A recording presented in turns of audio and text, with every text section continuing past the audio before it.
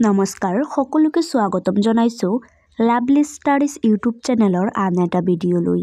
আজি আমি Assam police AB আৰু ইউবি পৰীক্ষাৰ বাবে কেইটামান অতি গুৰুত্বপূৰ্ণ প্ৰশ্ন উত্তৰৰ বিষয়ে আলোচনা কৰিম। তো ব্লগচোন আজিৰ ভিডিঅ'টো আৰম্ভ কৰোঁ। আজি আমাৰ ফাৰ্ষ্ট কুৱেশ্যনটো দিয়া আছে, কোনজন আহোম ৰজাৰ দিনত মোৱামৰীয়া বিদ্ৰোহ হৈছিল? কোনজন আহোম ৰজাৰ দিনত মোৱামৰীয়া বিদ্ৰোহ হৈছিল সুধিছে। তলত অপশ্যন 4টা দিয়া আছে। অপশ্যন 4টাৰ মাজৰ শুদ্ধ উত্তৰ অপশ্যন বি লক্ষ্মী সিংহ। লক্ষ্মী সিংহৰ দিনত মোৱামৰীয়া বিদ্ৰোহ হৈছিল। ইয়াৰ নেক্সট কুৱেশ্যনটো সুধিছে, মহাত্মা গান্ধীৰ ৰাজনৈতিক গুৰু কোন আছিল? মহাত্মা গান্ধীৰ ৰাজনৈতিক গুৰু কোন আছিল সুধিছে। তলত অপশ্যন 4টা দিয়া আছে। অপশ্যন 4টাৰ মাজৰ শুদ্ধ উত্তৰটো অপশ্যন এ গোপাল কৃষ্ণ গোখলে। মহাত্মা গান্ধীৰ ৰাজনৈতিক গুৰু আছিল গোপাল কৃষ্ণ গোখলে। নেক্সট কুৱেশ্যনটো সুধিছে, অৰ্থাৎ 3 নম্বৰ কুৱেশ্যন, অসমৰ নেপোলিয়ন বুলি কাক কোৱা হয়? অসমৰ নেপোলিয়ন বুলি কাক কোৱা হয় সুধিছে। তলত অপশ্যন 4টা দিয়া আছে।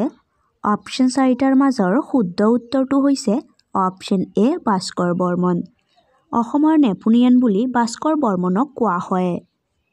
নেক্সট কুৱেশ্যন, অৰ্থাৎ 4 নম্বৰ কুৱেশ্যনটো সুধিছে, মহাভৈৰৱ মন্দিৰ কোনে সজাইছিল? মহাভৈৰৱ মন্দিৰ কোনে সজাইছিল সুধিছে। তলত অপশ্যন 4টা দিয়া আছে। অপশ্যন 4টাৰ মাজৰ শুদ্ধ উত্তৰটো হৈছে অপশ্যন এ বাণ ৰজা। মহাভৈৰৱ মন্দিৰ বাণ ৰজাই সজাইছিল। নেক্সট কুৱেশ্যনটো সুধিছে, অৰ্থাৎ 5 নম্বৰ কুৱেশ্যন, দৰঙী ৰাজবংশাৱলী কোনে লিখিছিল? দৰঙী ৰাজবংশাৱলী কোনে লিখিছিল সুধিছে। তলত অপশ্যন 4টা দিয়া আছে। অপশ্যন 4টাৰ মাজৰ শুদ্ধ উত্তৰটো হৈছে অপশ্যন বি সূৰ্যহৰি দৈবঞ্জ। দৰঙী ৰাজবংশাৱলী সূৰ্যহৰি দৈবঞ্জই লিখিছিল। নেক্সট কুৱেশ্যন, বেলাৰী তাপশক্তি কেন্দ্ৰ ক'ত অৱস্থিত? বেলাৰী তাপশক্তি কেন্দ্ৰ ক'ত অৱস্থিত সুধিছে। তলত অপশ্যন 4টা দিয়া আছে। অপশ্যন 4টাৰ মাজৰ শুদ্ধ উত্তৰটো হৈছে অপশ্যন এ কৰ্ণাটক। বেলাৰী তাপশক্তি কেন্দ্ৰ কৰ্ণাটকত অৱস্থিত। নেক্সট কুৱেশ্যনটো সুধিছে, ভাৰতৰ পশু কল্যাণ বৰ্ডৰ মুখ্য কাৰ্যালয় ক'ত অৱস্থিত? ভাৰতৰ পশু কল্যাণ বৰ্ডৰ মুখ্য কাৰ্যালয় ক'ত অৱস্থিত সুধিছে। তলত অপশ্যন 4টা দিয়া আছে। অপশ্যন 4টাৰ মাজৰ শুদ্ধ উত্তৰটো হৈছে অপশ্যন চি বল্লভগড়। ভাৰতৰ পশু কল্যাণ বৰ্ডৰ মুখ্য কাৰ্যালয় বল্লভগড়ত অৱস্থিত। নেক্সট কুৱেশ্যন, ভগৱান গৌতম বুদ্ধৰ জন্মস্থান হৈছে। তলত অপশ্যন 4টা দিয়া আছে। অপশ্যন 4টাৰ মাজৰ শুদ্ধ উত্তৰটো হৈছে অপশ্যন এ লুম্বিনী। ভগৱান গৌতম বুদ্ধৰ জন্মস্থান হৈছে লুম্বিনী। নেক্সট কুৱেশ্যন, অৰ্থাৎ 10 নম্বৰ কুৱেশ্যন, ইণ্ডিকা গ্ৰন্থখন কোনে লিখিছিল? ইণ্ডিকা গ্ৰন্থখন কোনে লিখিছিল সুধিছে। তলত অপশ্যন 4টা দিয়া আছে। অপশ্যন 4টাৰ মাজৰ শুদ্ধ উত্তৰটো হৈছে অপশ্যন বি মেগাস্থেনিজ। ইণ্ডিকা গ্ৰন্থখন মেগাস্থেনিজে লিখিছিল। নেক্সট কুৱেশ্যন, কৰম পূজা কোনটো জনগোষ্ঠীয়ে পালন কৰে? কৰম পূজা কোনটো জনগোষ্ঠীয়ে পালন কৰে সুধিছে। তলত অপশ্যন 4টা দিয়া আছে। অপশ্যন 4টাৰ মাজৰ শুদ্ধ উত্তৰটো হৈছে অপশ্যন চি চাহ জনগোষ্ঠীয়ে। কৰম পূজা চাহ জনগোষ্ঠীয়ে পালন কৰে। নেক্সট কুৱেশ্যনটো সুধিছে, আদালেখা দস্তাবেজ গ্ৰন্থখনৰ গ্ৰন্থকাৰ কোন? আদালেখা দস্তাবেজ গ্ৰন্থখনৰ গ্ৰন্থকাৰ কোন সুধিছে। তলত অপশ্যন 4টা দিয়া আছে। অপশ্যন 4টাৰ মাজৰ শুদ্ধ উত্তৰটো হৈছে অপশ্যন চি মামণি ৰয়ছম গোস্বামী।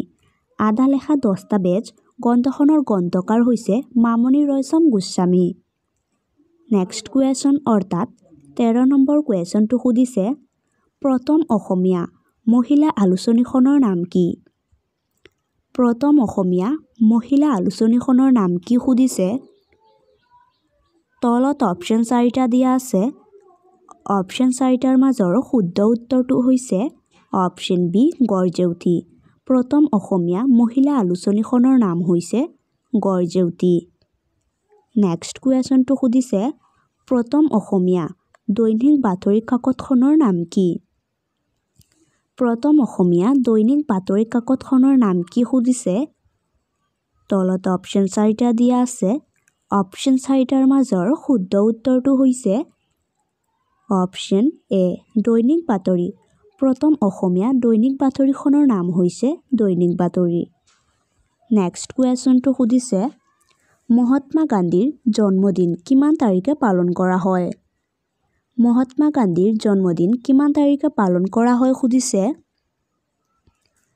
তলত অপশ্যন 4টা দিয়া আছে। অপশ্যন 4টাৰ মাজৰ শুদ্ধ উত্তৰটো হৈছে অপশ্যন ডি 2 অক্টোবৰ। মহাত্মা গান্ধীৰ জন্মদিন 2 অক্টোবৰ তাৰিখে পালন কৰা হয়। নেক্সট কুৱেশ্যনটো সুধিছে বিশ্ব ঐতিহ্য দিৱস কোন তাৰিখে পালন কৰা হয়? বিশ্ব ঐতিহ্য দিৱস কোন তাৰিখে পালন কৰা হয় সুধিছে। তলত অপশ্যন 4টা দিয়া আছে। অপশ্যন 4টাৰ মাজৰ শুদ্ধ উত্তৰটো হৈছে অপশ্যন এ 18 এপ্ৰিল। বিশ্ব ঐতিহ্য দিৱস 18 এপ্ৰিল তাৰিখে পালন কৰা হয়। নেক্সট কুৱেশ্যনটো সুধিছে ভাৰতৰ পৰিকল্পনা আয়োগৰ অধ্যক্ষ কোন? ভাৰতৰ পৰিকল্পনা আয়োগৰ অধ্যক্ষ কোন সুধিছে। তলত অপশ্যন 4টা দিয়া আছে। অপশ্যন 4টাৰ মাজৰ শুদ্ধ উত্তৰটো হৈছে অপশ্যন চি প্ৰধানমন্ত্ৰী। ভাৰতৰ পৰিকল্পনা আয়োগৰ অধ্যক্ষ হৈছে প্ৰধানমন্ত্ৰী। নেক্সট কুৱেশ্যন অসম বুৰঞ্জীত জলমবঠা বুলি কাক আখ্যা দিয়া হৈছিল? অসম বুৰঞ্জীত জলমবঠা বুলি কাক আখ্যা দিয়া হৈছিল সুধিছে। তলত অপশ্যন 4টা দিয়া আছে। অপশ্যন 4টাৰ মাজৰ শুদ্ধ উত্তৰ অপশ্যন বি কীৰ্তিচন্দ্ৰ বৰবৰুৱা। অসম বুৰঞ্জীত জলমবঠা বুলি কীৰ্তিচন্দ্ৰ বৰুৱাক আখ্যা দিয়া হৈছিল। নেক্সট কুৱেশ্যন শৰাইঘাটৰ যুদ্ধত মোগলৰ সেনাপতি কোন আছিল? শৰাইঘাটৰ যুদ্ধত মোগলৰ সেনাপতি কোন আছিল সুধিছে। তলত অপশ্যন 4টা দিয়া আছে। অপশ্যন 4টাৰ মাজৰ শুদ্ধ উত্তৰ অপশ্যন চি ৰামসিংহ। শৰাইঘাটৰ যুদ্ধত মোগলৰ সেনাপতি ৰামসিংহ আছিল। নেক্সট কুৱেশ্যন তাজমহল কাৰ স্মৃতিত বনোৱা হৈছিল? তাজমহল কাৰ স্মৃতিত বনোৱা হৈছিল সুধিছে। তলত অপশ্যন 4টা দিয়া আছে। অপশ্যন 4টাৰ মাজৰ শুদ্ধ উত্তৰটো হৈছে অপশ্যন এ মমতাজ। তাজমহল মমতাজৰ স্মৃতিত বনোৱা হৈছিল। নেক্সট কুৱেশ্যনটো সুধিছে কুশল কোঁৱৰক কেতিয়া ফাঁচি দিয়া হৈছিল?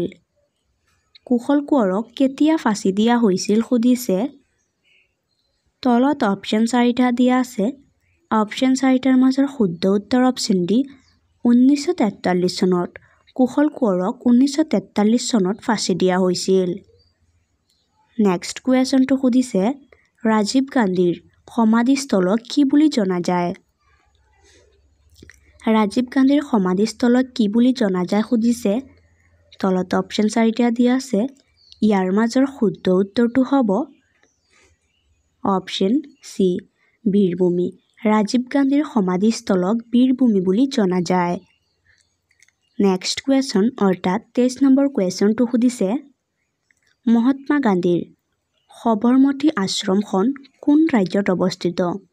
মহাত্মা গান্ধীৰ সবৰমতী আশ্ৰমখন কোন ৰাজ্যত অৱস্থিত সুধিছে। তলত অপশ্যন 4টা দিয়া আছে। অপশ্যন 4টাৰ মাজৰ শুদ্ধ উত্তৰটো হ'ব অপশ্যন বি গুজৰাট। মহাত্মা গান্ধীৰ সবৰমতী আশ্ৰমখন গুজৰাট ৰাজ্যত অৱস্থিত। নেক্সট কুৱেশ্যন অৰ্থাৎ 24 নম্বৰ কুৱেশ্যনটো সুধিছে নাৰভাডৰ মুখ্য কাৰ্যালয় ক'ত অৱস্থিত? হাৰ্ভাৰ্ডৰ মুখ্য কাৰ্যালয় ক'ত অৱস্থিত সুধিছে। তলত অপশ্যন 4টা দিয়া আছে। অপশ্যন 4টাৰ মাজৰ শুদ্ধ উত্তৰটো হৈছে অপশ্যন বি মুম্বাই। হাৰ্ভাৰ্ডৰ মুখ্য কাৰ্যালয় হৈছে মুম্বাইত। নেক্সট কুৱেশ্যন অৰ্থাৎ 25 নম্বৰ কুৱেশ্যনটো সুধিছে কোনে মহাত্মা গান্ধীক জাতিৰ পিতা উপাধি প্ৰদান কৰিছিল। কোনে মহাত্মা গান্ধীক জাতিৰ পিতা উপাধি প্ৰদান কৰিছিল সুধিছে। তলত অপশ্যন 4টা দিয়া আছে। ইয়াৰ মাজৰ শুদ্ধ উত্তৰটো হৈছে অপশ্যন বি সুভাষ চন্দ্ৰ বসু। সুভাষ চন্দ্ৰ বসুৱে মহাত্মা গান্ধীক জাতিৰ পিতা বুলি উপাধি প্ৰদান কৰিছিল।